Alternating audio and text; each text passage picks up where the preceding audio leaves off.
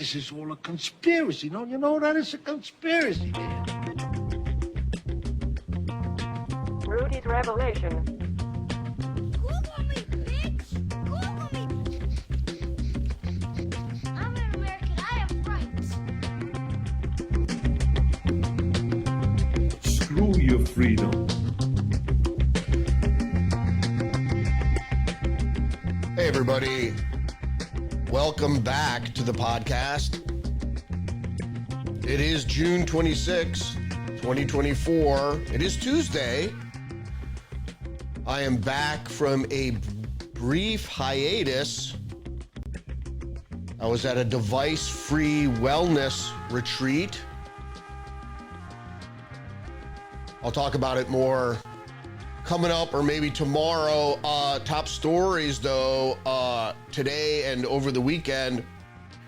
Julian Assange is released by the U.S. Justice Department. What does that mean? Also, it is the week of Biden-Trump debate, and the media goes into overdrive to smear Trump. And the Trump presidential immunity case is on the table for SCOTUS. I'll be talking about these stories and more coming up right now.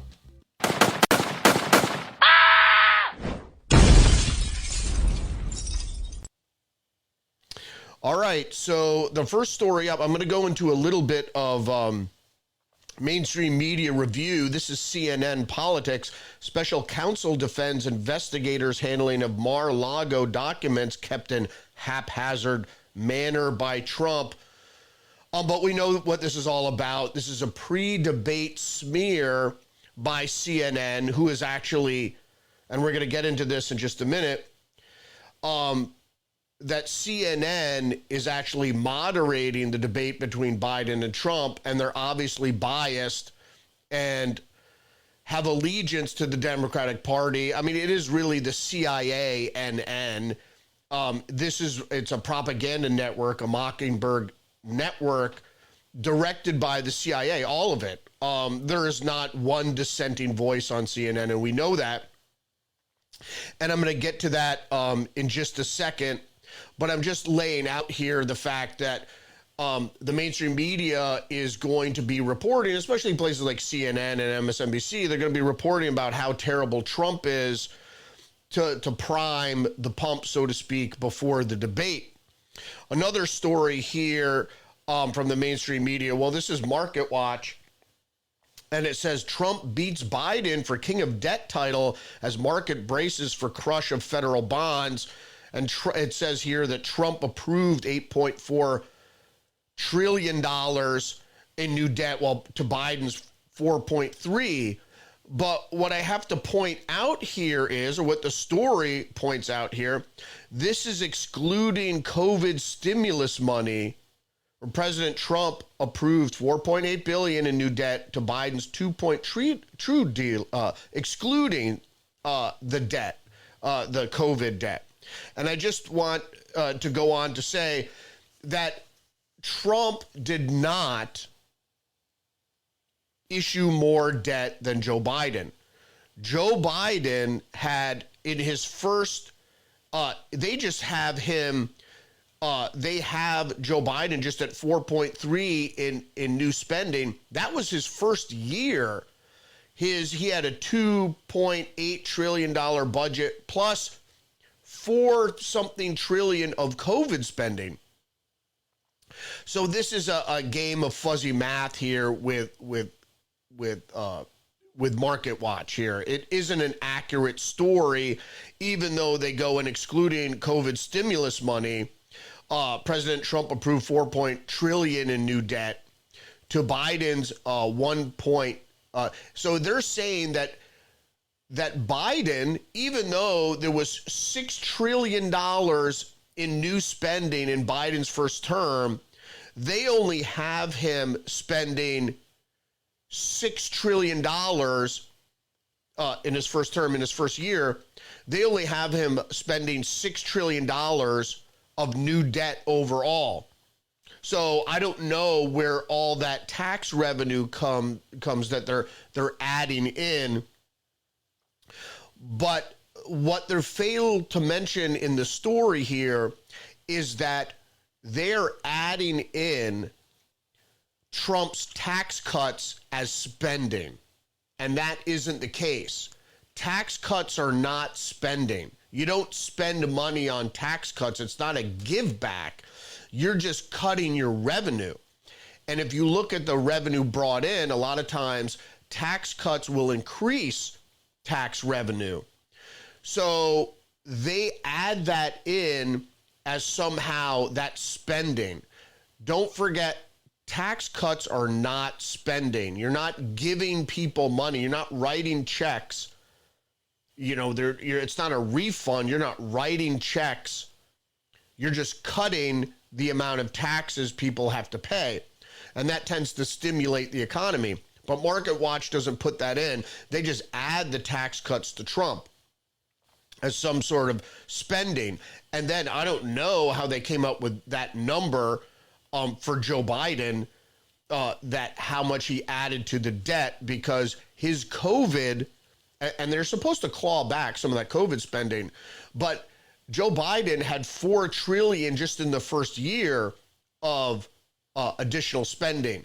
Now, that was a budget deficit. Now, that didn't add to the debt, to the national debt necessarily. That's all done through fuzzy math. That's not the case at all. Going to some other mainstream media news here, which is interesting.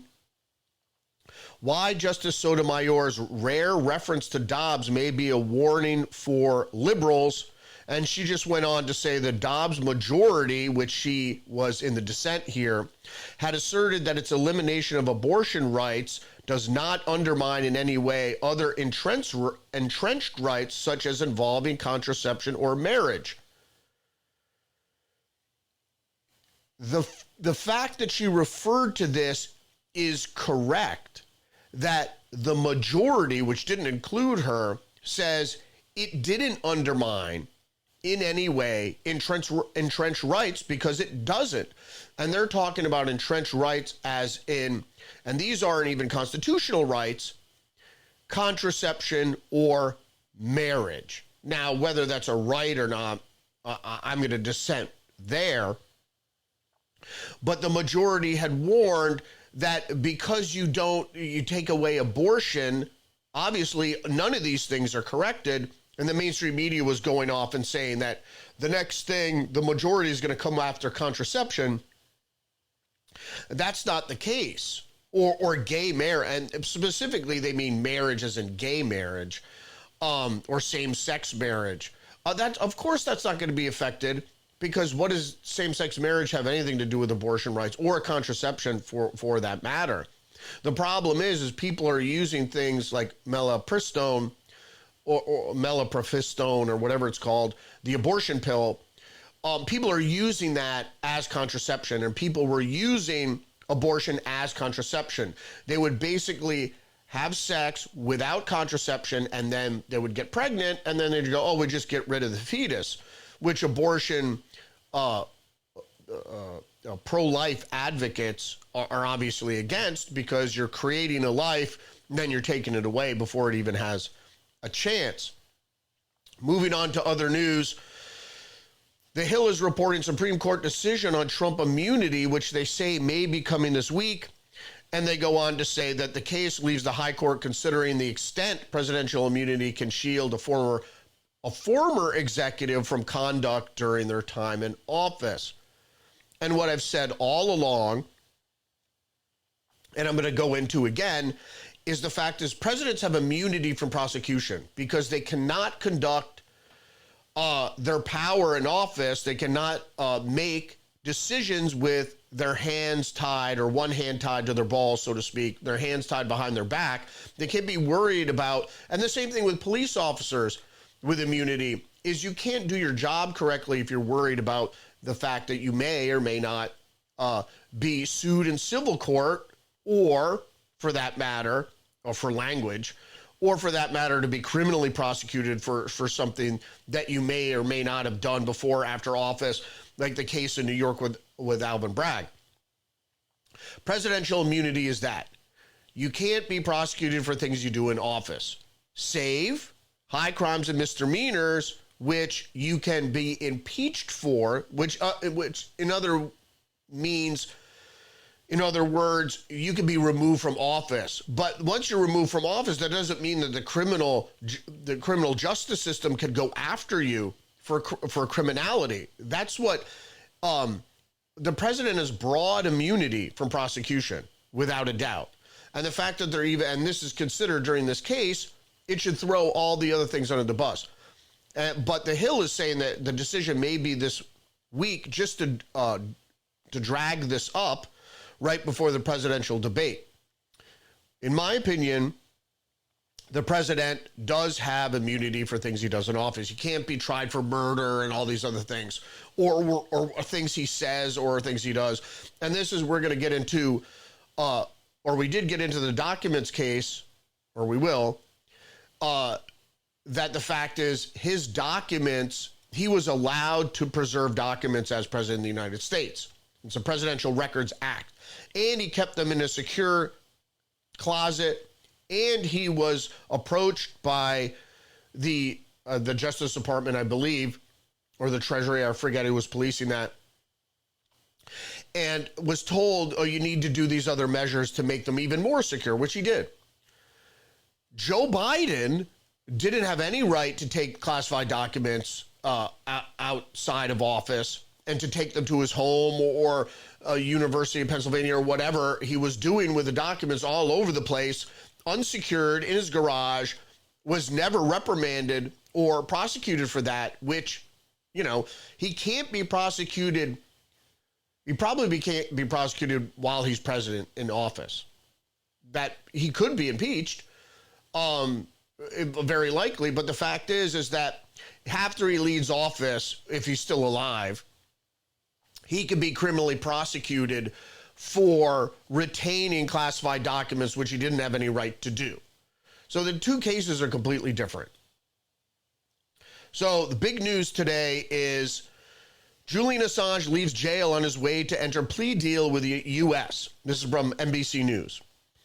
The Wikileaks founder has been held in a British prison for the last 5 years and fought extradition to the U.S. He is expected to return to Australia. A letter from the Justice Department official Matthew McKenzie said Assange would appear in court in the Northern Mariana Islands, a U.S.-controlled territory north of Guam, at 9 a.m. local time Wednesday. A plane believed to be carrying Assange landed early Tuesday in the Thai capital of Bangkok to refuel. He will later arrive for what could be a final court hearing after spending 5 years in a British jail. Does anybody there? Now, this is the Biden. This is the establishment Justice Department, Merrick Garland's Justice Department.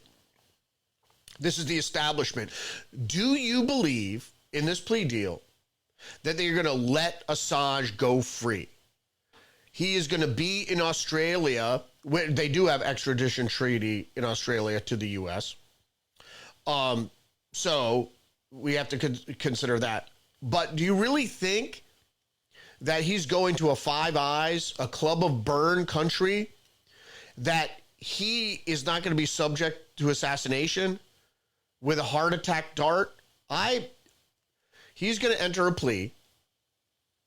And this thorn in the side of the establishment, the U.S. establishment, particularly U.S. military, is that you think that he is going to survive to go to trial? I doubt very much. I doubt very much. I think he will likely be assassinated with a heart attack dart or something. Something's going to happen to him.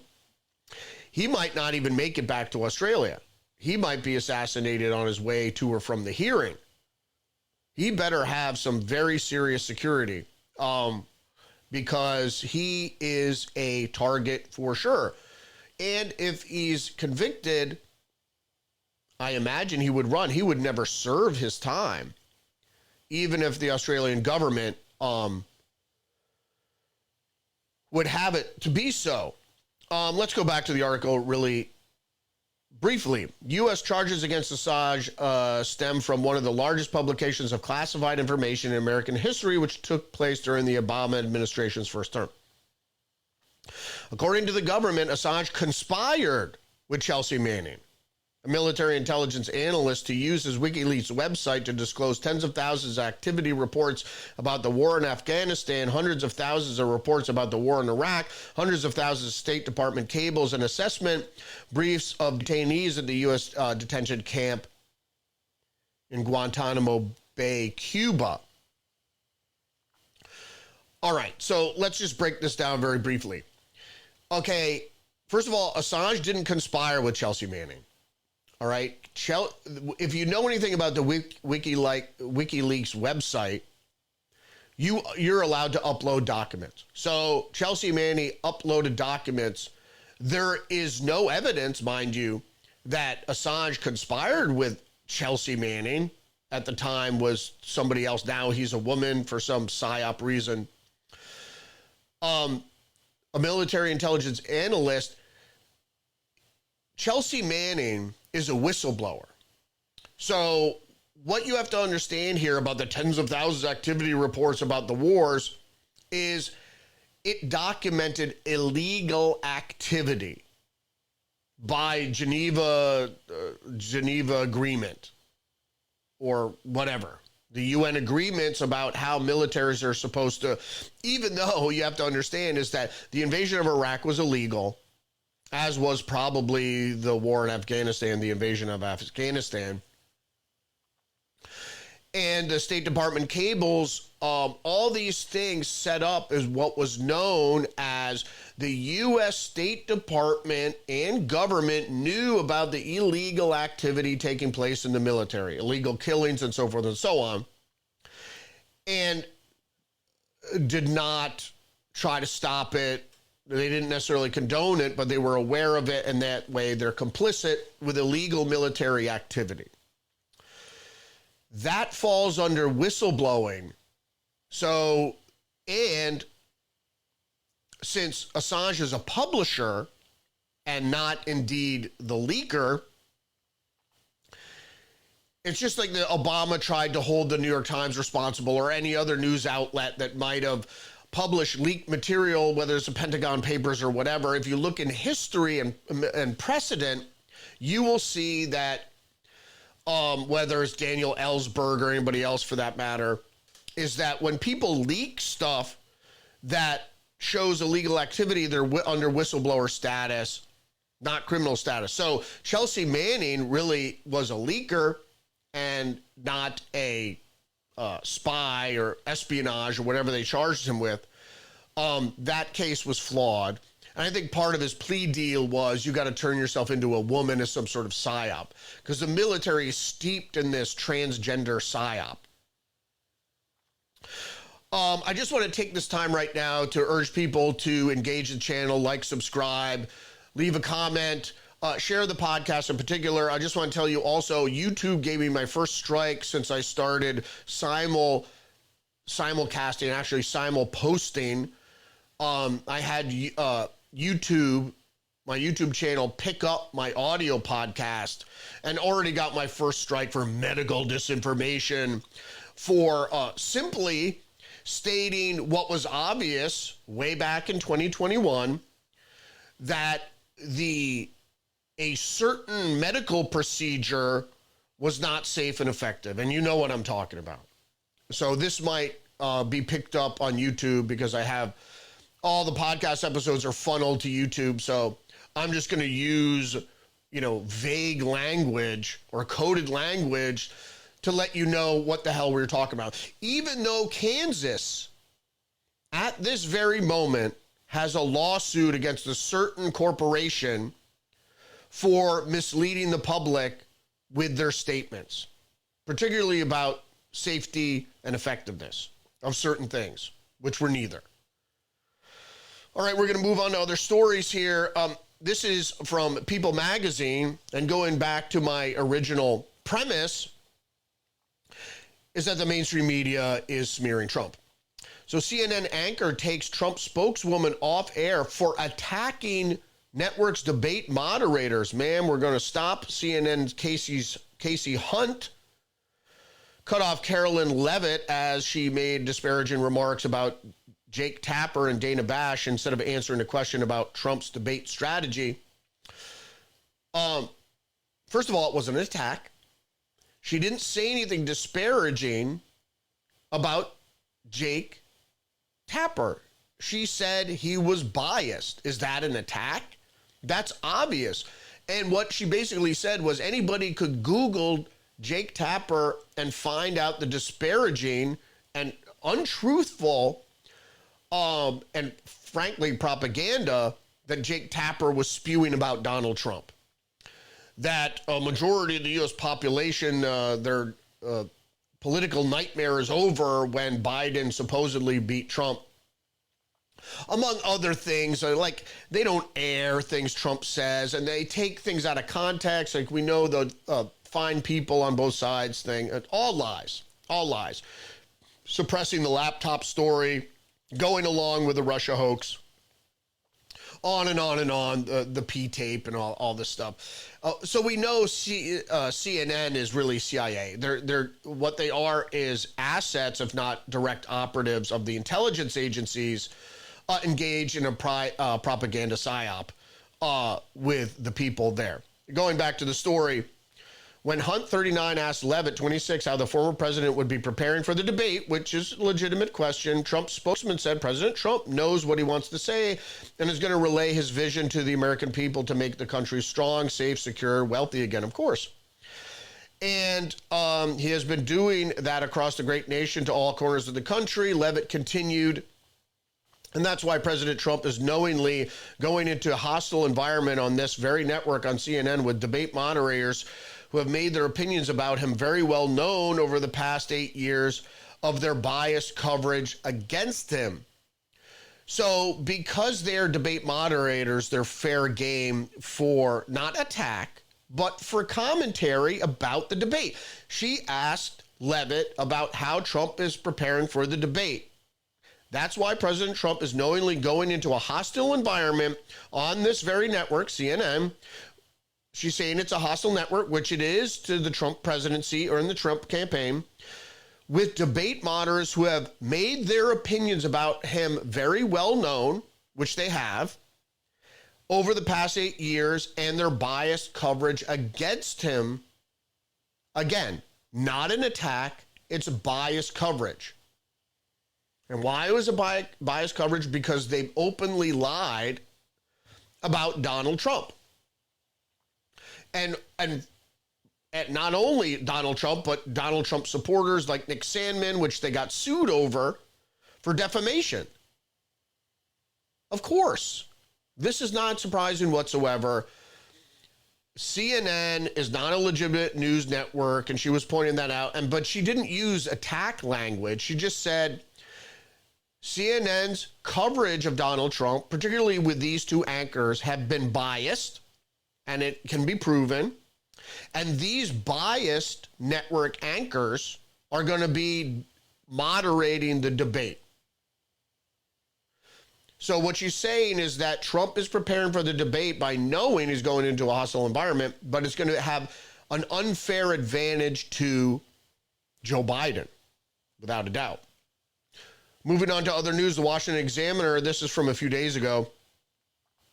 Andrew Cuomo calls Trump's New York case offensive, would have never been brought if he wasn't running for president. And this was from the Bill Maher show. Is it Real Time? Is it called Real Time still? Because I know he's doing politically incorrect for some time. I think it's Real Time. And he was sitting right there with Adam Kinzinger, and I'm sure you all saw the clip, is that, you know, he basically said, and Cuomo used to be the Attorney General of New York and was then governor, and he has his own issues. I'm not going to digress into that. But just as Avenatti said, and many people who are lawyers, and if you listen to anybody who knows the law, if you listen to them talk about either the abortion, the Dobbs case, or this case with Donald Trump, you could see, if you're a legal expert or if you know anything about the legal system, you could see that this case in New York was some cobbled together nonsense that that even the federal government refused to bring. So, of course, you know, in an unfair situation with the jury pool in New York City, you'd know what was going to happen, and of course it did. And then with the jury instruction and the way the 34 counts of the same thing, and you know, if you find one of these counts related to some other illegal activity, that makes it a guilty verdict. It just, you know, anybody could say it was just complete bullshit. All right, more news. New York Times is reporting it's all happening again. The supply chain is under strain as Houthi rebels intensify strikes on vessels headed for the Suez Canal. Global shipping prices are soaring, raising fears about product shortages and delays. Again, this is the mainstream media trying to tell you that inflation is not because of Joe Biden spending, regardless of what Market Watch says. It's government spending, and this is what's important in the contrast between Trump and Biden. Government borrowing, not just government spending, but government borrowing, deficit spending, when there is a need for the money, and I don't mean a need for the money like people need money. Everybody needs money, you know. But if you're giving money to people that are going to spend the money. So let's just say, like, even when Obama did the infrastructure thing, Rebuilding America or whatever it was called, you're giving money to governments who are using those governments to build roads, infrastructure program and stuff. So the governments then spend the money, and they pay their government workers, whatever, to build roads, whatever, construction. And then those government workers spend their money on rent and food and, you know, sometimes other things, luxury items, maybe a boat or a car or something. That spurs the economy. And there's a need. Of course, there's a need for infrastructure projects. I mean, debatable, obviously, government spending. But when you are spending money on programs that directly go to people, and people sit on that money, or the people or the money is spent so, because usually what happens with these programs, especially Democratic programs, it's grift or graft. And what happens is people apply for these loans, like during COVID, they steal the money and they sit on most of the money or reinvest it or something. And that doesn't spur the economy as much as giving it to governments and government programs and for infrastructure, which you get something tangible out of it. If you get something tangible, especially public, if you're spending public dollars and the public gets something out of it, it's usually good. And especially if the public gets something like with roads and stuff that commerce can use, it spurs commercial activity. It's complicated economics versus giving money to like a little money. Like during COVID, what Biden did is send a check for $400 to everybody. That didn't do anything to spur the economy because it's not overall spending, and then the public doesn't really get anything back from it. So it's a little complicated, but what they're trying to do is to say their constraint, their shortages, it's scarcity. It's manufactured scarcity that raises prices, of course, and then inflation, but they're saying it's the Houthi rebels and global shipping.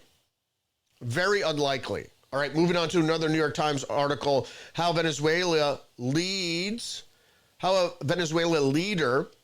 this is Maduro, could stay in power no matter what voters want. I mean, come on. 4 former officials in the government of President Nicolas Maduro describe his options between now and an election that could remove him from power or solidify his grip. Few Venezuelans expect him to do that. Instead, political analysis, expert elections, opposition figures, and 4 former senior officials in Maduro's government interviewed by the New York Times believe, based on his past record, that he's probably mulling over options to retain power. The government, Maduro's government, could disqualify his opponent or the party he represents, they say, removing his only serious challenger from the race. And before I go on with that last paragraph, you mean like Trump, right? So basically disqualify him. Why? By convicting him of a crime, trying to get him off state ballots. This is all what they're doing in the United States. And let me remind you that Democrat establishment, socialist governments, dictatorial governments, authoritarian governments always use tactics to keep their party in power. If you look at all the states where Democrats have control, they've used by hook or by crook to keep their party in power, without a doubt. Always. So this is no different than a socialist government, than a democratic government, any authoritarian government. But the people don't understand is that that's what socialism does. Hugo Chavez in Venezuela was elected, but so was Hitler. So you have to understand is that once you elect an authoritarian government, they're going to keep themselves in power no matter what. I'm having problems with the stream here, so please forgive me. So going back to the article, Mr. Maduro could allow the vote to go forward, but draw on years of experience of manipulating election in his favor to suppress participation, confuse voters, and ultimately win. There you go.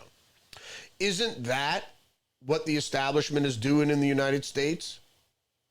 Aren't they drawing on years of experience of manipulating elections to favor the Democrats or the establishment, to suppress participation, confuse voters with misinformation from CNN, and ultimately win? That's exactly what's going on in this country. Right, more headlines here from the New York Post. Alex Jones, InfoWars to be shut down, assets liquidated, bankruptcy trustee, according to the bankruptcy trustee. Well, Alex Jones has been talking about this for a while now, this is what they're trying to do, and it was really the prosecution's ultimate goal. How can you fine someone $1.5 billion for talking? Right? He didn't go to the house. He didn't confront parents. And the people that did are suspect, by the way. You never heard what happened to them, did you? Those people were never prosecuted or held in civil court for $1.5 billion, were they? No. And Alex Jones, because I've been watching for a long time, he certainly didn't when he was covering Sandy Hook. He didn't tell people to go confront. He said it's a bunch of bullshit. And it is, and it was. I mean, change his tune, but legally had to some extent. It just, there's shit that doesn't add up. What really happened? Hard to say. Were people killed? I believe so. Under what circumstance and context? Hard to say. I don't believe Adam Lanza was the shooter, and you'd be hard to prove that he was, to me at least. But the most important thing in the New York Post article was the last two paragraphs that you have to know or understand. The relatives said they were traumatized by Jones' hoax conspiracies and his followers' actions. They testified about being harassed and threatened by Jones's believers, like he's a cult figure or something, some of whom confronted the grieving families in person, saying the shooting never happened and their children never existed. One parent said someone threatened to dig up the grave of his dead son. First of all, they were hard-pressed to prove or show any clips where Alex Jones told people watching, and they're his viewers, they're not his believers, and they're not his followers. Maybe some are, who knows? But he's just a guy. Alex Jones is not a guy. He's not really a cult figure. But the people that listen, his listeners or watchers or subscribers, whatever you want to call them, he never asked them, just like they say that Trump asked people to riot or cause an insurrection or whatever. Alex Jones, and I was watching all those episodes after Sandy Hook, and he brought up some good points about how things didn't make sense. Even if you analyze some of the photography that some of these people talk about, you could see yourself. In any case, he never called on them to do anything like that, to go harass families or to traumatize families or to do anything. There were some people that did, but that was very suspect. These lone people, and it's just like school shooters or any of the mass shooters, you have to look at motive. What would motivate a person to go and harass the supposed or alleged parents of shooting victims? Who would do that? Even if you had doubts about what happened at Sandy Hook, why would you take time out of your day to drive down to the Soto race or whatever that they have, or anywhere else, to confront parents of alleged shooting victims? Who would do that? And for what purpose? You think they're going to confess there on the spot or whatever? And most of the people who did this, they weren't filming. They weren't filming and saying, hey, you say you're the parents, and there's some suspicious thing. Like, some of these people are actors and involved in the government and stuff. And so it's very, very strange. It is very strange. So I'm not going to go off and reiterate some of the things that were said, although it was very strange. But it goes on to say, and I'll just go back to the article here, confronted grieving families in person, saying the shooting never happened and their children never existed. One parent said someone threatened up, so that's not even proven. This is allegedly, this is hearsay. One parent said someone threatened to dig up his dead son's grave. Jones is appealing the judgments in state courts. He has said that he now believes the shooting did happen, but free speech rights allowed him to say it didn't. Exactly. You cannot be held liable for lying.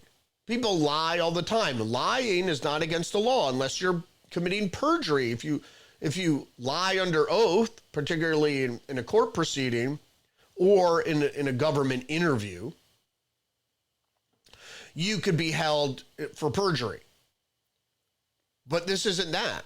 He has the right to say whatever he wants. And like I said, he never called on people to commit crimes. And to be honest with you, confronting people in public can amount to harassment if it continues. Is not against the law. If you see someone in public and you say, hey, you fucking asshole, you're a liar, I can't be held, and that's why a lot of these people that Jones supposedly sent there were never prosecuted. And I go back to the motivation. Who would even do such a thing? How much time do you have on your hands that you're going to go to some place to hunt down someone and confront them? And some of the confrontations were very suspicious, and that I don't necessarily believe. All right, more news from Vanity Fair. Putin is banking on a Trump win for his new world order. Donald Trump's nickname in the Kremlin, the American Gorbachev. Officials believe his chaos will be the downfall of the U.S. Absolutely not true. It's not Vladimir Putin's new world order.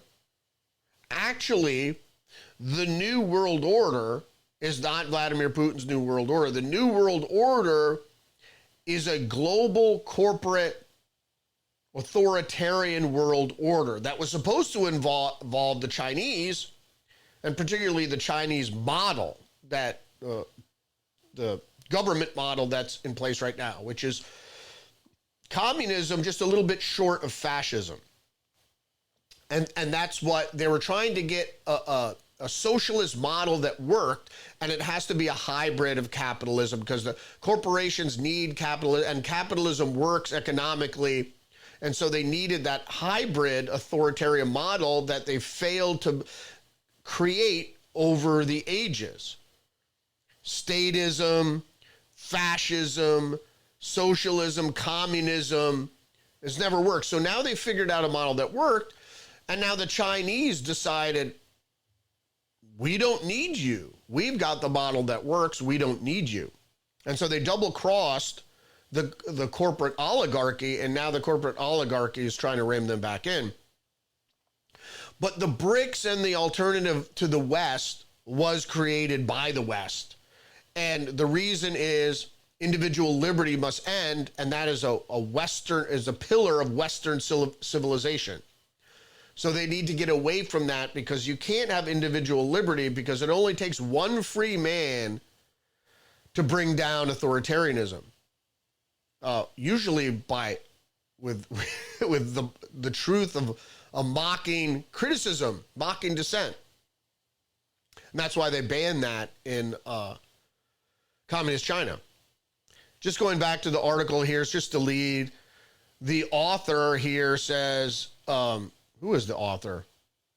Mikhail Zygar. Okay, he's a Russian dissident, sounds like.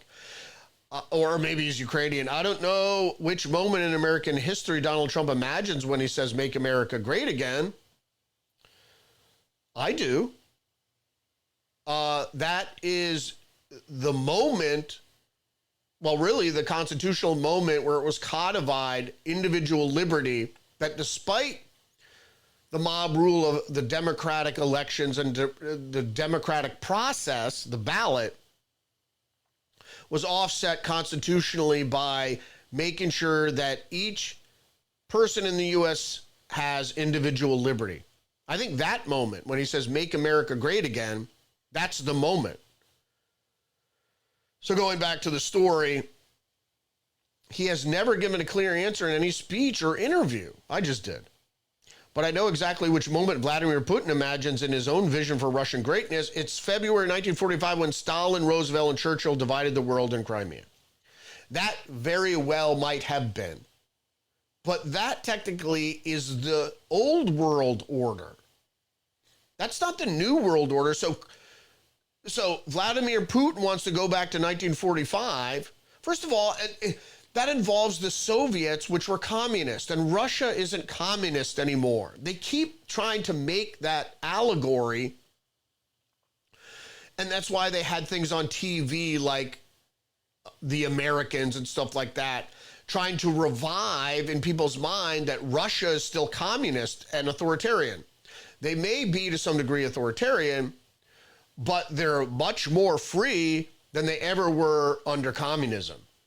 And so Vladimir Putin isn't communist. He doesn't want to go back to communism. Even though he worked for the KGB, he doesn't want to go back to the Soviet states, the federated Soviet states or whatever. He doesn't want to go back to that. There's no proof that he does. He never said he did. He's fighting the New World Order.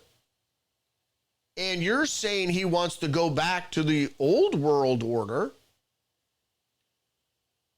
I think he wants to keep Russian sovereignty and independence and avoid a color revolution that have been marching to the doorstep of Russia since 91. This is not surprising, and this is not Vladimir Putin's New World Order, but the New World Order where Russia is part of is BRICS. And again, I said it was set up by the West to bring down the West. Why would they do that? It's Western corporate power, which is supranational, which is above nationalities, which they want to undo state sovereignty. And the nation state is a product of the 17th and 18th centuries. That was new. That was a new concept after kingdoms, having a sovereign nation states that were republics that the populace governed by the power of the ballot, etc. Stupid. All right, more news. The Wall Street Journal Historic moon mission moves China ahead in space race with the U.S. Outlines of lunar Iron Curtain are starting to emerge as the U.S. and China vie to build bases at the lunar South Pole. Well, there you go. I already reiterated China had broke with the West. They were supposed to head up the New World Order. The agenda was to elicit a first nuclear strike by Russia to decapitate the military of the U.S., formally putting the Chinese military and the Chinese state on top of a new world order that the U.S., which was the leader of the West, would be subservient to.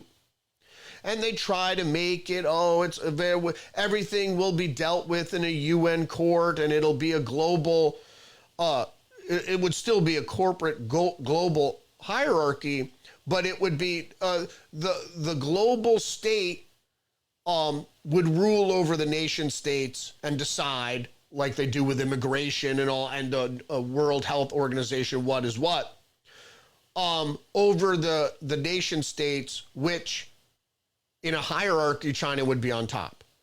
And people would be forced to adopt the Chinese government model. More news from Barron's. Macron under fire over France's civil war warning. President Macron came under strong criticism Tuesday, warning a far right and a hard left win in the snap polls could spark civil war. I'm just going to jump down because we're running out of time. The election is shaping up to be a showdown between the far right National Rally, which is Marine Le Pen's party, and the left-wing New Popular Front, which is dominated by hard left France Unbowed. I'm going to get to this NBC article in just a second, where that's more tech news. Just to say they did the same thing here in the U.S. Civil war, it's a civil war. It's the far right is going to be so mad when Trump loses. It's going to be civil war, so much so he put a propaganda movie out about these nationalists who just want to run around with their guns and you know, act authoritarian and take away people's rights and, you know, put women in the kitchen and all this other stuff. All not true. The conservative right, particularly on immigration, it's an undermining of nation state sovereignty that they're fighting against. And it's being brought about by the left. So there's the real thing, and particularly around immigration, also about spending and so forth and so on. Trump is not a conservative. He as was shown in one of the first articles, he's not limiting spending to the point that which needs to be done.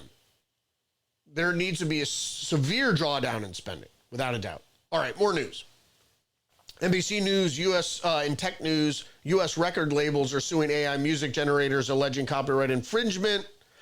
Universal Music, Sony Music, Warner Brothers Music, among others, are filed a suit against Suno and Udio Maker, Uncharted Labs. It just basically means it's a proliferation of AI-generated music. As I said, AI is undermining U.S. jobs, U.S. creativity,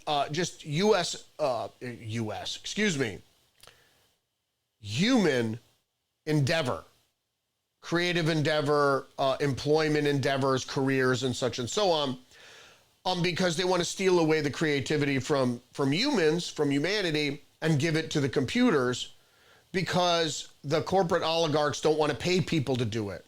They go, oh, you want art? Just push a button. Here's your new song. We don't need to pay Taylor Swift. We'll just create an avatar that generates music just like Taylor Swift. You'll see. Taylor Swift is the most popular music artist now. You'll see. They will be a digital Lady Gaga or Taylor Swift sounding in the next iteration of pop stars. That's going to be AI generated. But the music labels, the corporations that are running the show, don't want upstarts to do it. They're going to do it. So the next major artist they sign will be allowed to use your voice and likeness to generate more music without you.